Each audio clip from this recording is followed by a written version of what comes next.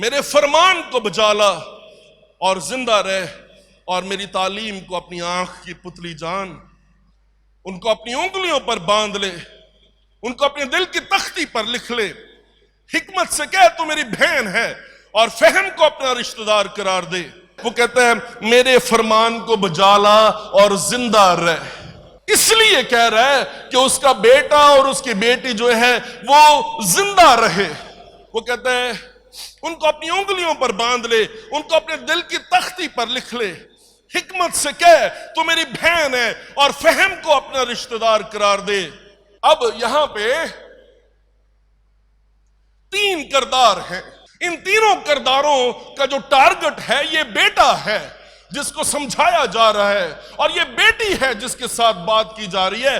22ویں آیت میں وہ کہتا ہے جیسے پرندہ جال کی طرف تیز جاتا ہے اور نہیں جانتا کہ وہ اس کی جان کے لیے ہے، حتیٰ کہ تیر اس کے جگر کے پار ہو جائے۔ پھنسانا کس کو ہے؟ اس بیٹے کو، اس بیٹی کو جو اپنی جوانی میں ہے۔ ایک پارٹی جو ہے وہ اس سے بہت محبت اور پیار کرتی ہے، اور اس پارٹی کے بارے میں اگر آپ جاننا چاہیں تو یہ پارٹی گھر میں موجود ہے، خاندان کا حصہ ہے، اور سب سے زیادہ رشتہ مضبوط اگر کسی کا ہے تو وہ اس باپ کا اور اس ماں کا ہے، جن کے خاندان کے ساتھ یہ بیٹی اور یہ بیٹا جو ہے وہ جڑا ہوا ہے۔ پہلی پارٹی ماں ہے اور باپ ہے، اور پھر دوسری پارٹی کا ذکر جو ہے وہ آپ کو ملے گا 5ویں آیت میں۔ یہ بیٹا ہے، اس کا اپوزٹ سیکس جو ہے، اگر بیٹی ہے تو اسے پھنسانے کے لیے ایک مرد جو ہے وہ استعمال ہو رہا ہے، اور اگر بیٹا ہے تو اسے پھنسانے کے لیے ایک عورت جو ہے اس کا استعمال کیا جا رہا ہے۔ دوسری پارٹی یہاں پر ہمیں ملتی ہے۔ تجھ کو پرائی عورت سے بچائیں، یعنی بیگانہ عورت سے جو چاپلوسی کی باتیں کرتی ہے۔ تجھ کو پرائے مرد سے بچائیں، یعنی بیگانہ مرد سے جو چاپلوسی کی باتیں کرتا ہے۔ تیسری پارٹی بھی ہے، اور یہ تیسری پارٹی جو ہے اس کا ذکر جو ہے وہ 7ویں آیت میں ہے، اور یہ جو نوجوان ہے جس کو باپ جو ہے وہ تربیت کر رہا ہے، باپ جو ہے وہ تعلیم دے رہا ہے، اور باپ اور ماں جو ہے اسے کہہ رہے ہیں میری باتوں کو اپنی آنکھ کی پتلی بنا لے، ان کو اپنی نظروں سے اوجھل جو ہے وہ نہ ہونے دے۔ وہ کہتا ہے تجھے دوستی کی ضرورت ہے، تجھے فیلوشپ کی ضرورت ہے، تو حکمت سے کہہ کہ تو میری بہن ہے۔ فیلوشپ کی ضرورت ہے، یسوع مسیح سے زیادہ اچھی فیلوشپ آپ کو کہیں اور نہیں مل سکے گی، میں گارنٹی سے کہہ سکتا ہوں۔ آپ کو دوستوں کی ضرورت ہے، حکمت سے، یسوع مسیح سے بڑا دوست آپ کا اور کوئی نہیں ہو سکتا، یہ میں گارنٹی سے کہہ سکتا ہوں۔ وہ کہتا ہے کیونکہ میں نے اپنے گھر کی کھڑکی سے، یعنی جھروکے میں سے باہر نگاہ کی۔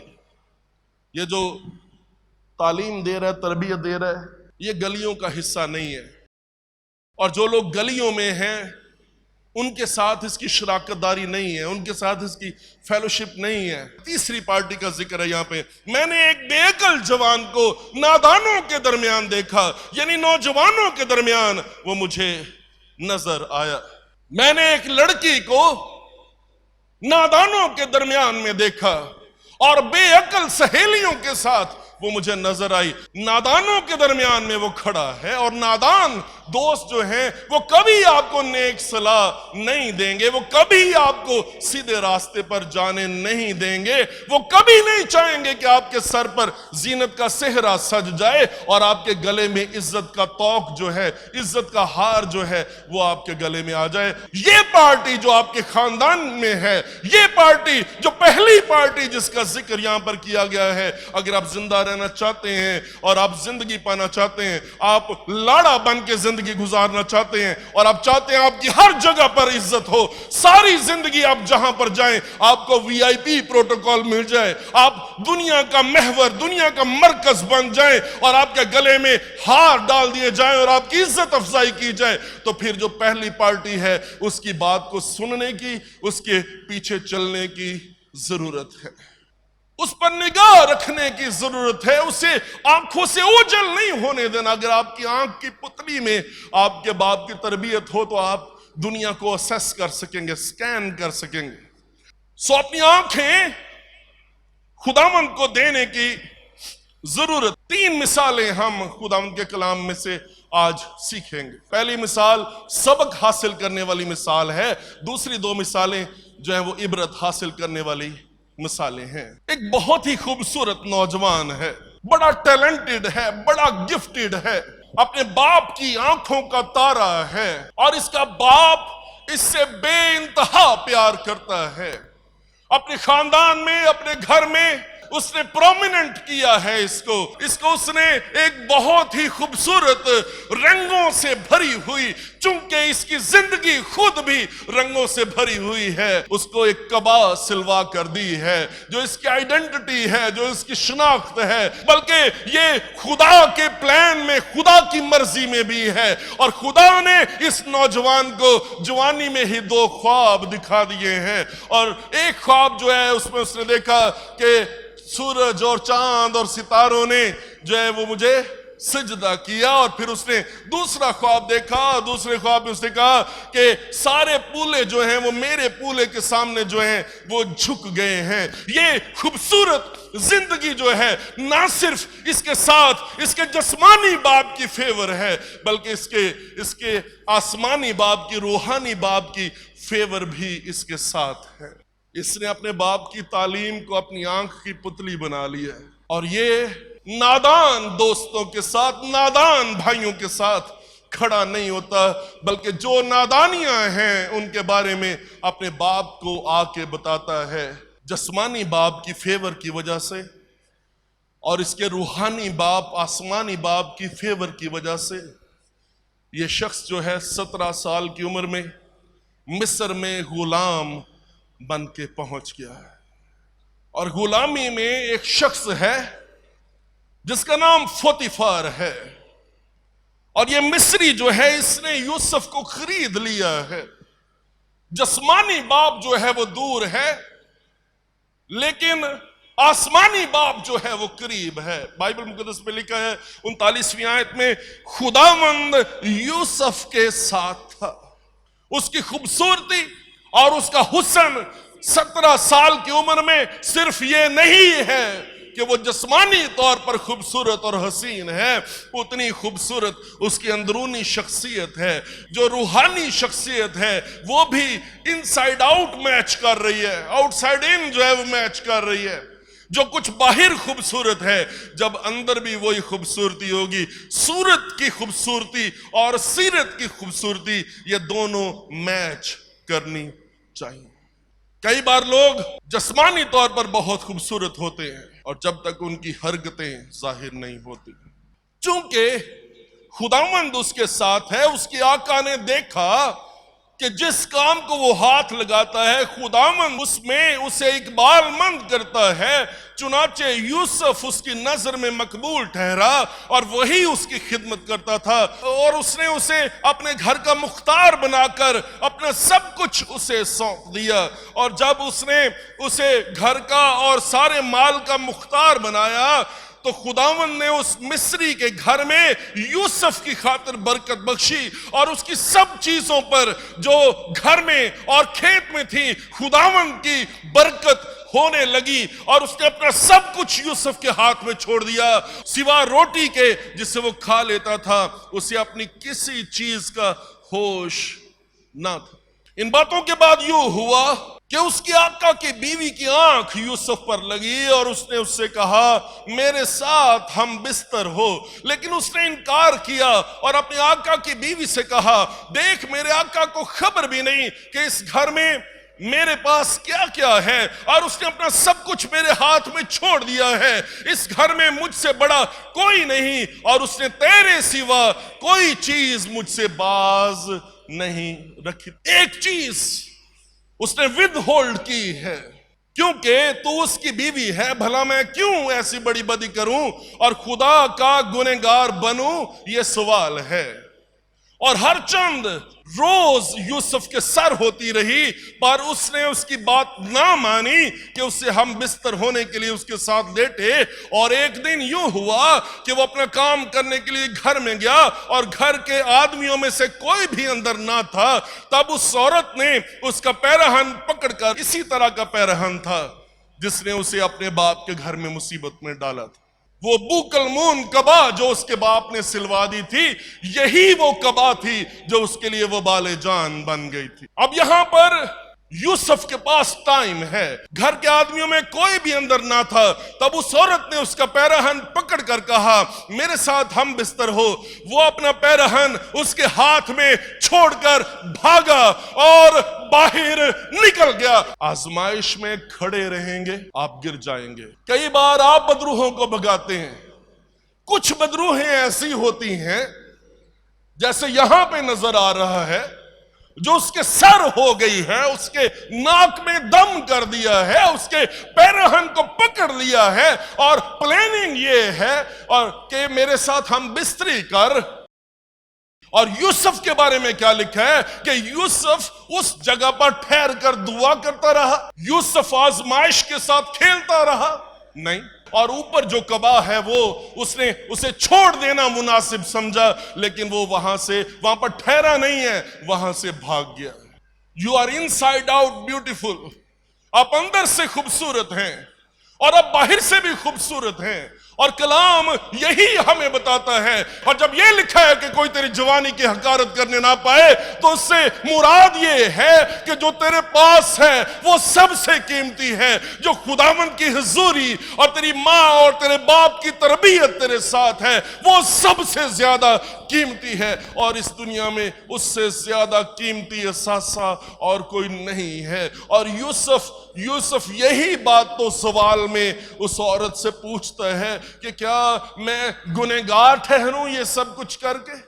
وہ خداوند کے حضور میں کھڑا رہا۔ یہ قیمت چھوٹی قیمت نہیں ہے، یہ بہت بڑی قیمت اس نے ادا کی ہے۔ 13 سال اس نے جیل برداشت کر لی ہے، قید بامشقت برداشت کر لی ہے۔ اور اگر آپ بائبل مقدس کو زبور نمبر 105 کو پڑھیں، یوسف غلامی میں بیچا گیا، انہوں نے اس کے پاؤں کو بیڑیوں سے دکھ دیا، وہ لوہے کی زنجیروں میں جکڑا رہا جب تک خداوند کا سخن پورا نہ ہوا۔ یہ ہارڈشپس ہیں، یہ مصیبتیں ہیں، یہ پریشانیاں ہیں اور جسمانی دکھ ہے، یہ وہ قیمت ہے جو خداوند کے اس ممسوح نے ادا کی ہے۔ اس نے قید میں پڑنا مناسب سمجھا ہے، لیکن وہ اس جگہ سے بھاگ گیا ہے۔ جو وزیر اعظم کی سیٹ ہے ملک مصر میں، جو سرفرازی اور اقبال مندی کی کرسی ہے، اس کا راستہ قید خانے میں سے ہو کر جاتا ہے۔ جو آپ کے خاندان کی سلامتی اور بقا ہے، جو آپ کے خاندان کا سروائیول ہے، جو آپ کے خاندان کو زندہ رکھنے کے لیے ہے، اس کا راستہ قید خانے میں سے ہو کر جاتا ہے۔ اس کا راستہ فوتیفار کی بیوی کے ساتھ ہم بستری کرنے سے نہیں جاتا، ہم بستری کرتا وہیں پہ گر جاتا، لیکن اس نے 12 سال قید بامشقت برداشت کر لیے، اور خداوند نے بلاخر اسے سرفراز کیا۔ اگر آپ فوتیفار کی بیوی کے حق میں فیصلہ کریں، یہ گناہ کی چند روزہ لذت ہے، لیکن اگر آپ خداوند کے حق میں فیصلہ کریں تو وہ قید خانے میں آپ کے ساتھ قید ہو جائے گا، اس کی حضوری آپ کو کبھی نہیں چھوڑے گی۔ آج آپ کا فیصلہ آپ کے زندگی کی دھارا کو تبدیل کر دے گا۔ وہ کہتے ہیں یہ تجھے زینت کا صحرا بخشیں گی، اور یہ تیرے گلے میں توق بن جائیں گی۔ یہ زینت کا صحرا ہے جو خداوند نے یوسف کو دیا ہے، اور اس کے گلے میں توق ہے جو سرفرازی، اقبال مندی، جلال، قدرت کا، برگزیدگی کا توق ہے۔ آپ اپنے خاندان کے لیے برکت کا باعث بنیں گے، آپ اپنے خاندان کے لیے عزت کا باعث بنیں گے۔ دوسری مثال جلدی سے دیکھیں، ایک اور نوجوان ہے، یہ بھی نذیر ہے، اس کے ساتھ بھی خدا کی برکت ہے، اس کی ویلیو، اس کی قیمتی ہونے کا احساس آپ کو نظر آئے گا کہ فرشتہ خود آسمان سے اترا ہے، اور اس نے اس کی ماں کو اور اس کے باپ کو پیغام دیا ہے، اور اس کے نذیر ہونے کے بارے میں بتایا کہ کوئی نشاور چیز نہ پیے گا، اور اس کے سر پر کبھی اس طرح جو ہے وہ نہیں پھرے گا۔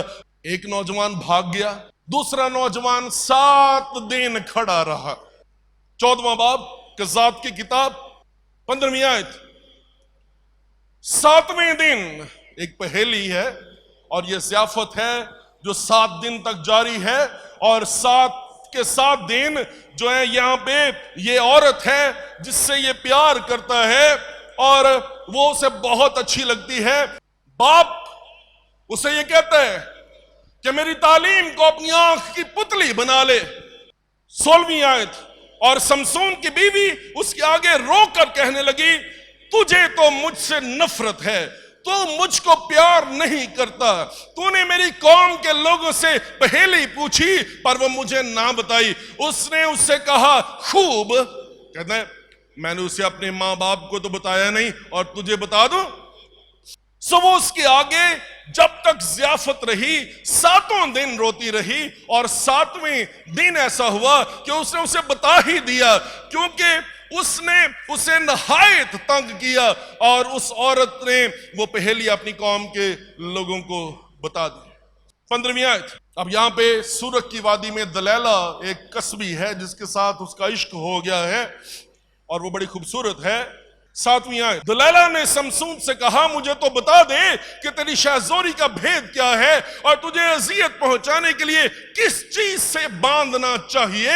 سمسون نے اس سے کہا اگر وہ مجھ کو 7 ہری ہری بیدوں سے جو سکھائی نہ گئی ہوں باندھیں تو میں کمزور ہو کر اور آدمیوں کی طرح ہو جاؤں گا۔ 7 کا عدد بڑا امپورٹنٹ ہے کیونکہ اس کی 7 لٹیں تھیں۔ 7 کا عدد، 7 ہری ہری بیدوں سے مجھے باندھے۔ 10ویں آیت، تب دلیلہ نے سمسون سے کہا دیکھ تو نے مجھے دھوکہ دیا اور مجھ سے جھوٹ بولا، اب تو ذرا مجھ کو بتا دے کہ تو کس چیز سے باندھا جائے۔ اس نے اس سے کہا اگر وہ مجھے نئی نئی رسیوں سے جو کبھی کام میں نہ آئی ہو باندھے تو میں کمزور ہو کر اور آدمیوں کی طرح ہو جاؤں گا۔ دلیلہ سمسون سے کہنے لگی اب تک تو نے مجھے دھوکہ ہی دیا اور مجھ سے جھوٹ بولا، اب تو بتا دے کہ تو کس چیز سے باندھ سکتا ہے۔ اس نے اس سے کہا اگر تو میرے سر کی 7 لٹیں تانے کے ساتھ بندے۔ تب اس نے کھونٹے سے اسے کس کر باندھ دیا اور اس سے کہا سمسون فلسطی تجھ پر چڑھائے۔ تب وہ نیند سے جاگ اٹھا اور بلی کے کھونٹے کو تانے کے ساتھ اکھاڑ ڈالا۔ جو بھاگ جاتے ہیں ان کے ساتھ سرفرازی ہے، جو آزمائش کے ساتھ کھیلنا شروع کرتے ہیں بلاخر وہ پھنس جاتے ہیں۔ اس ضیافت میں وہ پھنسا تھا، وہ وارننگ تھی اور وہ یلو لائٹ تھی، لیکن اس یلو لائٹ کو دیکھ کر رکا نہیں ہے اور بڑھتا چلا گیا ہے، اور گناہ کے ساتھ آزمائش کے ساتھ کھیلنے کا یہ کام جو ہے یہ جاری رہا اور بلاخر اپنی شہزوری کا بھید بتا دیا۔ 20ویں آیت، پھر اس نے کہا اے سمسون فلسطی تجھ پر چڑھائے۔ وہ نیند سے جاگا اور کہنے لگا میں اور دفعہ کی طرح باہر جا کر اپنے آپ کو جھٹکوں گا، لیکن اسے خبر نہ تھی کہ خداوند اس سے الگ ہو گیا۔ خداوند تو اب الگ ہوا ہے، سمسون تو پہلے سے خدا سے الگ ہو گیا۔ ایسی حلیم فروتن شخصیت، وہ کہتا ہے میں دل کا حلیم ہوں اور فروتن، تو تمہاری جانیں آرام پائیں گی۔ جب وہ آپ کو چھوڑ کر چلا جاتا ہے آپ کو احساس تک نہیں ہونے دیتا۔ جب گونگی بہری بدرو نے جسے شاگرد نہیں نکال سکے گے اور بلاخر وہ یسوع مسیح کے پاس آئے، اور یسوع مسیح جب آیا تو اسے انہوں نے شکایت کی ہم تیرے شاگردوں کے پاس لے کر آئے تھے، وہ اسے نہیں نکال سکے، یسوع مسیح نے اسے جھڑکا، بدرو سے مروڑ کر اس میں سے نکل گئی کہ اکثر نے سمجھا کہ وہ مر گیا ہے۔ بدروہیں چھوڑتی ہیں تو وہ مروڑ کر چھوڑتی ہیں، لیکن جب خداوند کی حضوری جدا ہوتی ہے وہ اپنے آپ کو ودرا کر لیتے۔ آپ کی انفرادیت ہے، آپ مسیحی ہیں، آپ ٹرینڈ سیٹرز ہیں۔ وہ آزمائش کے ساتھ کھیلتا رہا کھیلتا رہا کھیلتا رہا اور وہاں سے بھاگا نہیں ہے اور عبرت حاصل نہیں کی۔ بلاخر اپنی مسا ہونے کو، میں کہنا چاہتا ہوں اپنے مسا ہونے کو، اپنی انوائنٹنگ کو کھو دیا۔ اور پتہ کیا ہوا؟ فلسطینیوں نے اسے پکڑا اور اسے دکھ دیا اور اس کی آنکھیں نکال ڈالی۔ یہ وہی سائن ہے جہاں پہ باپ نے یہ کہا تھا کہ میری تعلیم کو اپنی آنکھ کی پتلی جان، جو آنکھ کی پتلی ہونی چاہیے تھی، جب اس کی قدر نہیں کی انہوں نے وہی آنکھیں نکال ڈالی۔ اور میں آپ سے پوچھنا چاہتا ہوں بیٹا ایک بار پھر سے، آپ یوسف بننا پسند کریں گے یا آپ سمسون بننا چاہیں گے؟ فیصلہ آپ کے ہاتھ میں ہے۔